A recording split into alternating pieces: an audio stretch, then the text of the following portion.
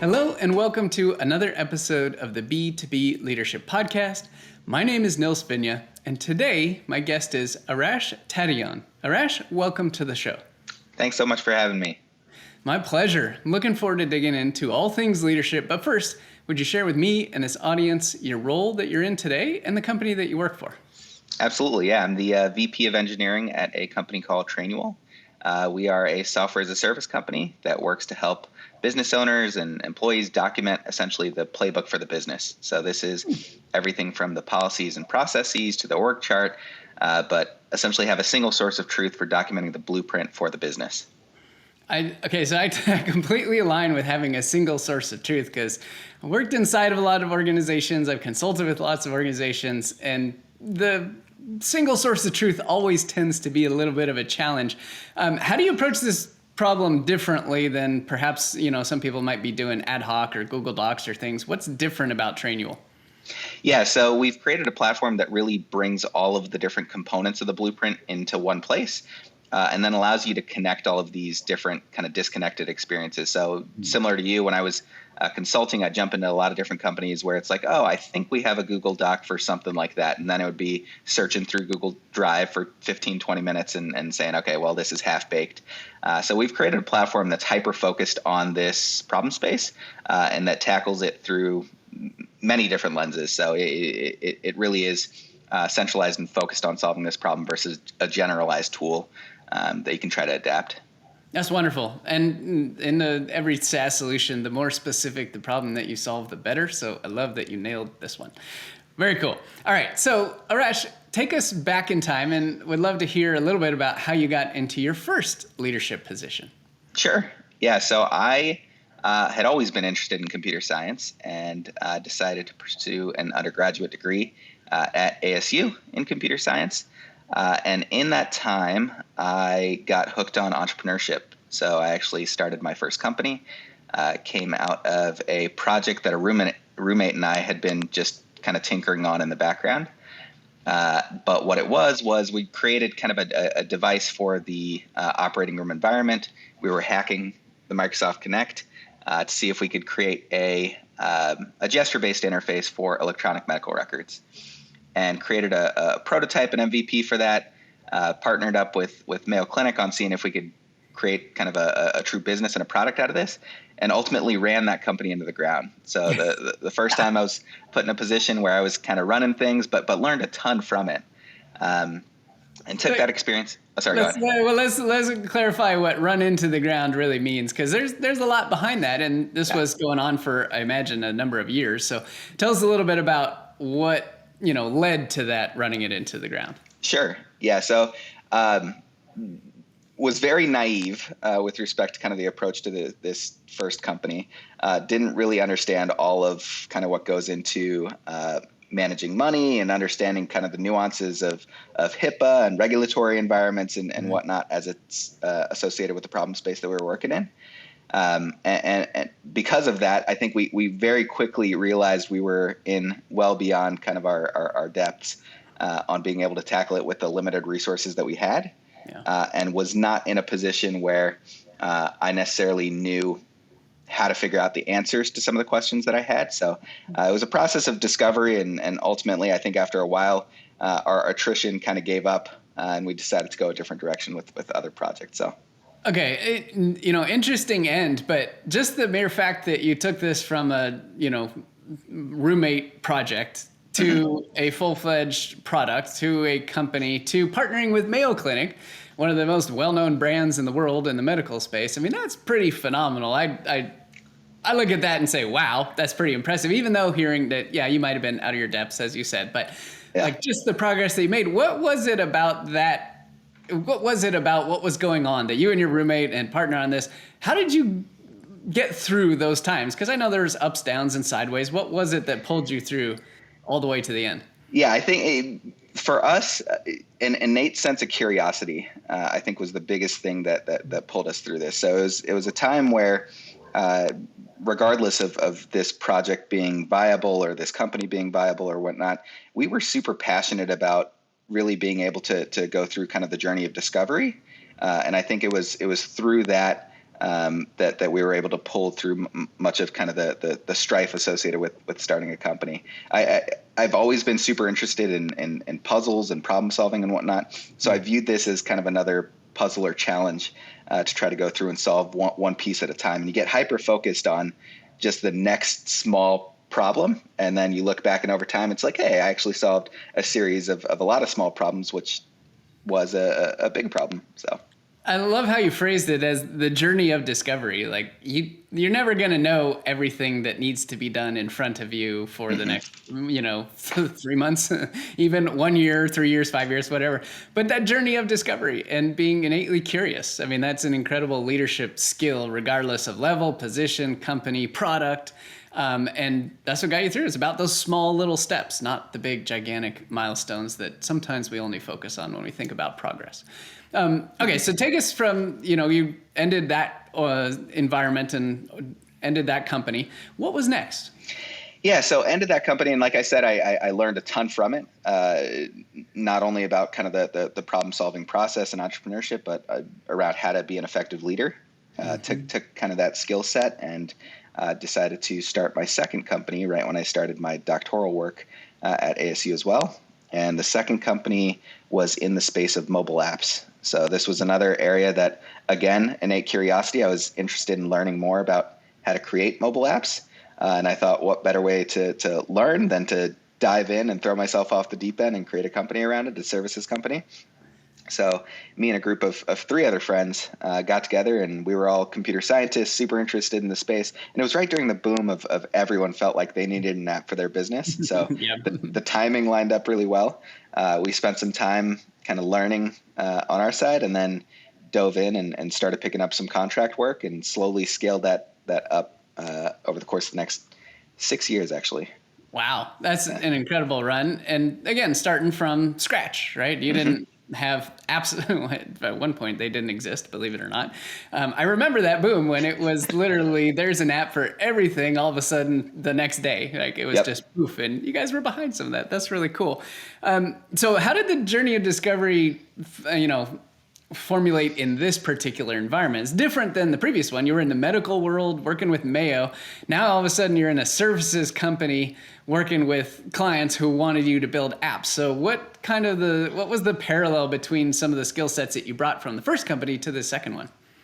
Yeah, I think so much of the skill set around problem solving and getting hyper focused on small problems versus trying to tackle big problems out of the gate was much of what drove this company as well. So I think for us, none of us had a background in business. I had my brief stint on the entrepreneurial side, but really didn't have a background in business or marketing or anything like that. And when you create a services company, it's heavily tied to being able to effectively market yourselves and get through the noise and whatnot. But we took the approach of let's take one project at a time and slowly started to snowball from there. So our first contract was actually through ASU. There was a department that was looking to build an app for an event that they were hosting. So we said this is something we could do. We put a bid on it, and they gave us the contract. So we built it. We're successful. They recommended us to someone else, and consequently, they recommended us. So it became kind of a web of we solved for the marketing problem by just doing good work. So the word of mouth became kind of our sole source. That's wonderful. And so the big problem of how do you market yourself as a services company, you solve by attacking very small problems, which was how do I nail this project? How do I please this client? How do I get a great referral to somebody else? Is that right? Exactly. Yeah, exactly. And I think you'd be surprised at how far that gets you. I think in the services space for us, we took an approach of given that there was kind of this boom in mobile apps, there were a lot of kind of non-technical people that were trying to understand the space. Yeah. So we took a lot of time up front to explain exactly what is a mobile app, what is native, what is cross platform, what are all of these different components and buzzwords that you're hearing kind of in the market to really distill that down. And I imagine your clients saw you guys as leaders in the space because you were doctoral candidates or already had your PhDs in computer science. And you were able to break things down and tell them in terms that they could understand. In other words, you met them where they were. Yep, exactly. That's a really powerful, I think, leadership lesson. Again, regardless of discipline, domain, company, position, you're meeting people where they are. Right? That's what it comes down to, because if you talk in the way that you know all the details, you could have talked to them to the nth degree about code and this and that technology, and it wouldn't have made a difference. You would have sounded really smart, but they wouldn't have cared because they wouldn't have understood you. Yeah, 100%. I think it's critical to kind of read your audience and understand, as you said, meet them where they're at. So I could explain the same exact thing to my own technical team versus kind of a non-technical customer in two completely different ways. And that is a real key, and that is a real skill from a leadership perspective, because nobody will follow you and nobody will even sign up to work with you, period, if they can't understand you. And right. Level of communication is really important, to have that awareness, to take a step back, that how you view and see the world is different than how everybody else sees the world, and they don't have the same context as you. So I love that you called that out, and that was how you guys built your business, and that's wonderful. So after the time 6-7 years with this business, what was the decision point to move on? Yeah, so I think I got to a position where I had kind of just lost my passion for what I was doing, and I go through and do a little bit of kind of a self-audit every year to look at where I am versus where I was in the last kind of the start of the previous year. Yep. And decide, okay, is this still the trajectory that I want to follow? And when I realized, hey, this services thing isn't necessarily as interesting or enticing for me. It's super lucrative, super profitable, but ultimately on the fulfillment side, I'd much rather find a path that would take me to long-term fulfillment. Yep. That's when I made the decision to kind of leave that company and decided to go a different direction. Got it. That's wonderful. Can you tell us a little bit more about the self-audit that you do once a year? Yeah, so I'll go through and do some goal planning. So I'll sit down and do planning around kind of what are my external goals. So this might be tied to career, to relationships, to income, to whatever else. So I'll sit down and look at all of those things holistically, and then I'll do kind of an internal audit as well around who I am as a person and who I've become over the last year, and make sure that there continues to be alignment with kind of the changes that I've seen within myself and the person that I ultimately want to be. And as soon as I identify misalignment, then it's the same challenge on the entrepreneurial side of going through and doing some problem solving and trying to identify what were the factors that created this change and how can I alleviate those. That's really interesting. Is there a particular time of year that you like to do this? Is it coincide a calendar, or just do you have a particular phase when you go through this? Yeah, I try to do it in the month of January. I don't necessarily have a specific date every year that I do it, but the month of January is kind of my kickoff for that. That's awesome. And I love how you just mentioned there that once you have these goals and once you find the alignment, then it's about problem solving, which is what you were talking about was key to your success on the entrepreneurial side. And so curious for your thoughts on how the skill set of entrepreneurship, aligns with just people in general, and as opposed to maybe starting companies or things like that. Like, what's the through line between these two? Yeah, no, absolutely. I think entrepreneurship is, from my perspective, often a misnomer for those that are solely interested in starting companies. I think for me, the entrepreneurial mindset is something that transcends well beyond starting a company and to every aspect of your life. I think it's a way of thinking, of problem solving. It's got components of grit, creativity that I think if you apply that lens to any challenge that you have, whether it's as an IC, as a leader, wherever in your life, there are a lot of different benefits that can be found through that lens that I think otherwise become much more difficult. Yeah, that's really interesting. So let's dig into the entrepreneurial mindset just a little bit, and let's get maybe a little bit more tactical with something that perhaps somebody listening to this is thinking, wow, that's kind of interesting. And yeah, I have thought about entrepreneurship as typically my CEO that started the company or the founding group or whatever. That's not really me. What advice would you share with someone who's, just in a position, whether it's technically in a people leadership position or not, around how to adapt this entrepreneurial mindset to help them improve, grow, change, et cetera? Yeah, I think oftentimes as leaders, we're thrown into situations where we don't necessarily have a background or experience to lean on. And I think in those scenarios, entrepreneurship, I've heard it described as jumping out of a plane and figuring out how to build a parachute on the way down. And I think that analogy applies very directly to oftentimes the positions and the problems that we're thrown into as leaders, where we don't necessarily have kind of a background or history that we can rely on to solve rudimentary issues. It's often complicated issues where we go through a journey of discovery to identify root causes and whatnot, and then ultimately have to come up with creative solutions. Mm-hmm. Many times as leaders, we're resource strapped, and it's, hey, based upon the inputs and the resources that you have available to you, figure out a creative solution to this problem. So I think it's that process and that repetitive piece where a lot of times I think people describe it as more of an art than a science. But I think if you apply the entrepreneurial mindset to it, it can be more of a science than art. Love it. Yeah, that makes total sense and resonates with me. I mean, jumping out of a plane, building a parachute on the way down, regardless of if that plane is flying 1,000 feet above the ground or 100,000 feet above the ground, or it's a Boeing jet liner and you're, got the full air mask on, or it's a, little prop plane down doing a small jump, right? It's still the same. And what all those different planes and kind of elevations mean in that example I was sharing is that those are all the infinite number of different challenges you might face as a leader, right? Mm-hmm. Individual contributor or technical people leadership. They're going to be any number of different things that you're going to get thrown into, like you said, and you'll have no idea what to do. Yep. But can you build a parachute on the way down is the question. And that is what the entrepreneurial mindset is designed to do. Is that a fair assessment there? 100%. Yeah. And the one other piece I wanted to hit on was the concept of grit. I think as an entrepreneur, a lot of times you hit dead ends. Mm-hmm. And I think it's very easy to kind of throw in the towel and say, hey, like, I'm done. But I think it's that characteristic of grit that entrepreneurial mindset kind of pushes that I think is so critical as a leader as well. I think a lot of times you'll try 100 different ways to solve a problem, and they might all fail, but all it takes is one that works, right? So yeah. So let's talk about grit a little bit, because sometimes this can be characterized as something somebody has or they don't have, and I don't think that's necessarily accurate because everybody's comes from a different backgrounds in a different environment, different situation, sees the world differently.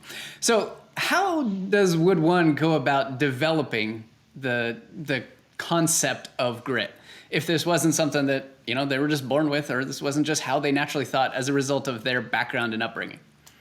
Yeah, so I 100% agree with you. I don't think grit is like a binary thing where you can point to someone and say that person has grit or that person doesn't. Mm-hmm. I think, again, it's a growth mindset kind of perspective around being able to fail, but see your failures as successes.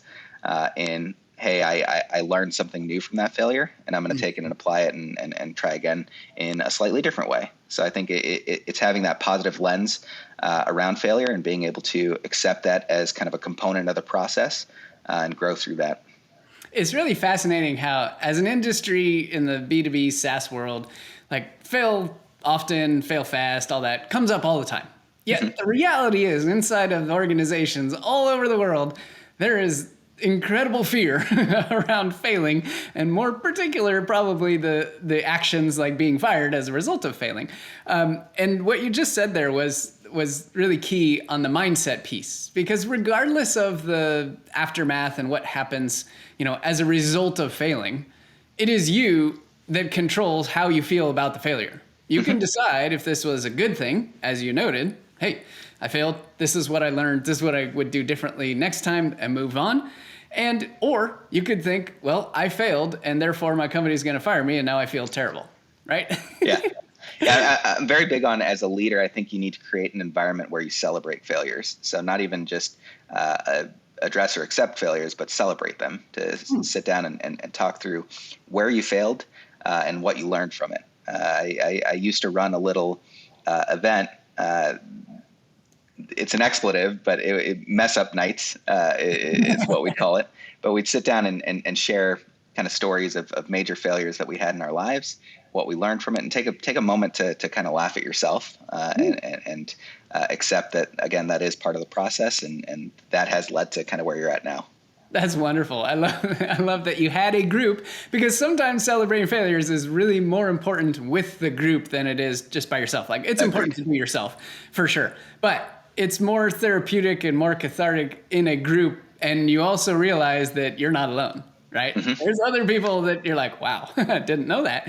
Okay. It gives you some kind of bearing, but we're all in this together in some form or fashion, and you're not in it alone. So being open about the failure and just having that humility, but maintaining that positive mindset that, hey, this isn't a define me. This just empowers me to make a better decision next time. Right? 100%. Yeah. And I think as a leader, if you set that tone and that culture, it enables autonomy. I think a lot of times when employees and teammates are afraid of failing, then they feel like, okay, I need to go through 7 layers of approvals and make sure that everyone's on board and whatnot before I go through and make this decision. But I think if you create that culture where failure is okay and celebrated, then the autonomy is kind of the natural result. That's what we're all after, right? As a leader, is that we want empowered people who work on our teams, whether they're individual contributors, managers, directors, whatever, and we want them to empower others. And if you create that culture from the top, and that's what you're going to do, then poof, everything else falls into place. And curious insight on that celebrating failures piece. Is there anything that you do with your engineering organization inside of Trainual that not only embodies this culture, but just how to celebrate failures? Like, how do you handle this inside an org? Yeah, we're very big on calling out kind of our own failures internally. So we'll create Slack threads and posts and say, hey, tried this, didn't work out. This is what I learned from it. And it's something that I think needs to be instilled from top down, so that the entire leadership team is on board and we're not calling people out for failures or whatever else. But we're very big on open and honest communication around these things. So we're constantly sharing things that we tried and things that didn't work.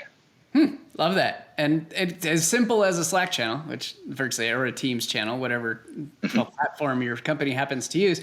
But as simple as that, right? That's the community, that's the group, but it starts with you. And I imagine you share your failures too in there. Because sure do. If you don't, as the VP, everybody else is going to be like, I don't really want to share either.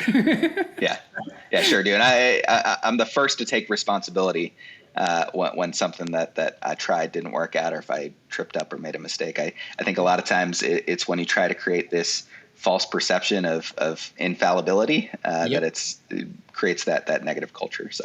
Oh, 100%. And it balloons really fast. Like you can sometimes even a seemingly small incident can have massive repercussions just because people will perceive things a certain way. And that's why, from a leadership perspective, doing what you said you would do, which is just being out on the front lines, like, nope, I do this too. I fail too. It's okay. Here's what I learned. And it's like, oh my gosh, Arash did that. Wow, I can do that too.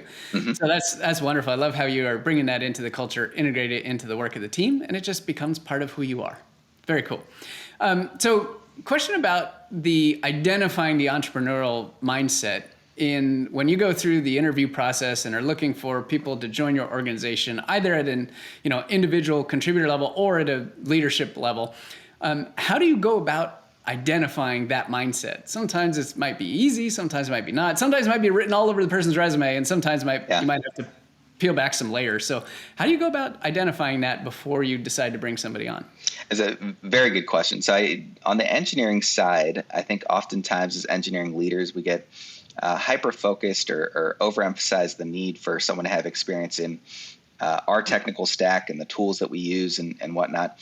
Versus my perspective on it is I'm much more willing to invest in someone that has that entrepreneurial mindset and problem-solving kind of ability, knowing that they're going to be able to ramp up and pick these things up, the underlying tools and whatnot that we use. So within the interview process, one of the questions that I'll ask is a purposefully vague question. So I'll throw that out there and see if they can go through the process of asking clarifying questions and trying to better identify and define the problem before jumping in and trying to ideate around solutions. And then around their solution ideation, as they're sitting down and ideating solutions, I'll change the components of the problem. So I'll change some of the variables and see how they adapt to that, to see whether or not their process kind of changes, or if they're able to kind of adapt in a changing environment. Because I think that really helps identify One, yeah, again, their ability to be creative and look at things creatively.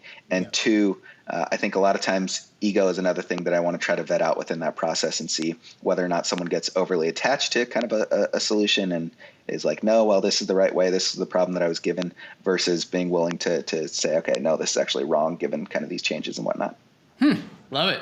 Would you be willing to share just one vague question that you put out there? Like, what are we talking, like the management consulting? Like, I got asked this one time, and I'd love your thoughts on this. I was in an interview for a management consulting firm long ago. I thought I might want to go down that path. I learned very quickly that was not the right place for me.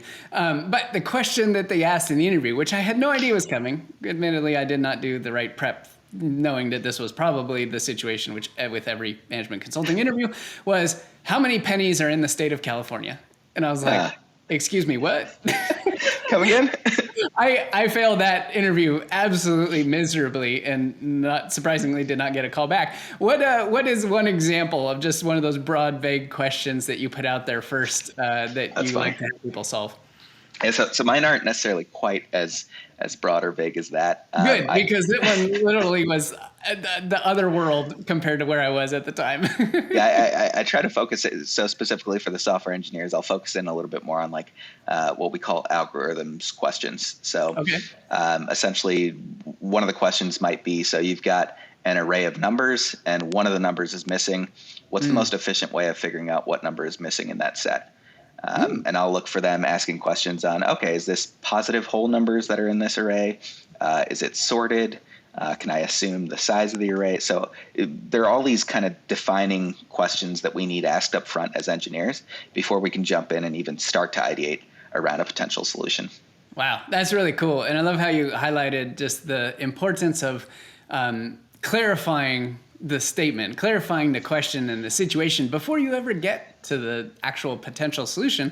Because if you jump right into the solution, you're going to miss it all. And that's a really wonderful thing, to be able to identify the thinking patterns and the potential of somebody to solve problems. Is, are they going to just take what you say at face value, or are they going to ask some clarifying questions? The more clarifying questions, my guess is the better they will do in the interview. Is that fair? Yeah, and ultimately for me, I don't even care that they get the right answer. There is a right answer, and it's a highly efficient solution which relies on you knowing a certain kind of formula. But I don't care that they get the right answer. I'm more concerned about their process of going through and ideating around the problem. Yeah, and bringing it back to the entrepreneurial mindset, right? The big problem is solving this vague question. And then all the little steps are those tiny little clarifying questions and little pieces that come along the way. There's a perfect way of identifying whether or not somebody has that characteristic inside them, which, if they do, they're probably going to be pretty successful no matter what problem you throw at them. 100%. Yeah, and we've got a pretty strong hit rate with the engineers that we've hired. So I think it's been working so far. Yeah, that sounds like it. That's fantastic. All right, Arash, final question here. If you were to go back in time and sit down with your younger self when you were getting that first company off the ground at ASU, and you could, everything you know today, what advice would you give to your younger self? I think, again, it's that fear of failure. I think very early in my career, I had a very big fear of failure. And it caused a lot of stress and anxiety that was completely unnecessary. I think when that company failed, it was a pretty heavy hit to me emotionally at that time. It's obviously something that, like I said, I was very naive and heavily emotionally invested in, as all entrepreneurs are. But being able to look at that as kind of a net positive, it took me many years before I could look back at that and say, hey, I actually learned a ton from like that. That was a very positive experience for me. And it was right around that time that it kicked up some of the self-audit and some of the other kind of habits and stuff that I've picked up over time. So would definitely say don't be afraid of failure. Wonderful advice. What was it that changed that allowed you to see several years later that experience as all the successes you had versus the failure? What changed? Yeah, so ultimately for me, not a very pretty story, but it was kind of a breaking point for me. I was taking on my PhD and the new company and all these other things, and I had a lot of stressors on me, and had kind of a little bit of a mental health crisis, and decided at that point that it was time to sit down and do something different. and sat down and went through again historically all of the different decisions and whatnot that I made that led up to the point that I was at, and tried to examine those under a slightly different lens, which ended up in kind of the habit that I have now, the annual review habit. So wow, that's powerful. I mean, the interesting thing is that the same memories are there, right? The same facts happen, because no matter how much time or effort you spend thinking about the past, it doesn't change. Can't change it, yeah. Right, but the meaning of what you did changed as a result of that reflection and that exercise and taking an honest look and saying, what really did go on there? And what is the meaning that you want to associate with it? And I think that's just an incredibly powerful tip and tool to remember, is that when you look back, you get to decide the meaning of what's in the past. That's 100%. going to determine how you feel. Cool. Absolutely.